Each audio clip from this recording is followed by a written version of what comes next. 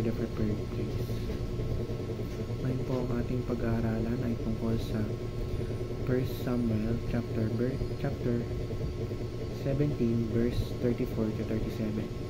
At buksan po natin ang ating puso at isip sa magandang salita ng Diyos.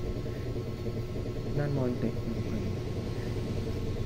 Sinasabi dito na, "But David said to Saul, Your servant has been keeping his father's sheep. When a lion or a bear came and carried off a sheep from the flock, I went after it, struck and rescued the sheep from its mouth. When it turned on me, I seized by its hair, struck it, and killed it. Your servant has killed both the lion and the bear.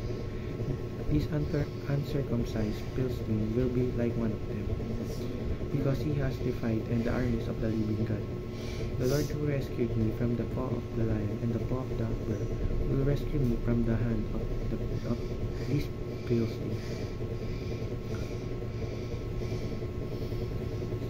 Teaching number 1. God prepares in a training ground. Hinahanda tayo ng Panginoon dito sa lupa dahil ito ang nagsisilbing training ground natin upang paghanda na tayo ay alam na natin ang ating gagawin sa langit. Teaching number 2. God gives a breakthrough in the arena. Kung bibigyan tayo ng Panginoon ng mga problema at suliranin, ay lagi nating tandaan na meron din siyang ibibigay na solusyon ang breakthrough basta't lagi lang tayong magtitiwala sa Kanya.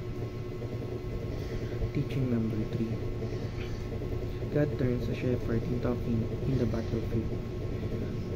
Ang pag-training ng Panginoon natin sa lupa ay inuhubog tayo upang mga maging leader. Ito, tinuturuan niya tayong sumunod dahil a good leader is a good servant.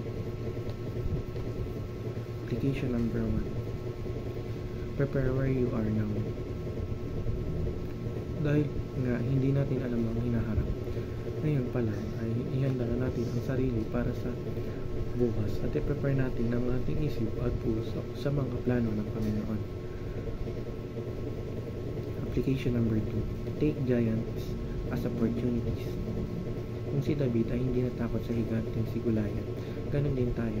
Tingnan natin ang mga problema as opportunity upang matuto at mas lumakas pa tayo lalo. Application number 3. Wait for God's promotion. Habang naghahanda tayo, iantay natin ang pag-angat sa atin ng Diyos. Siya ang mag-aangat sa atin kapag tayo ay handa na. Yun lamang po ang aking devotions. Maraming salamat.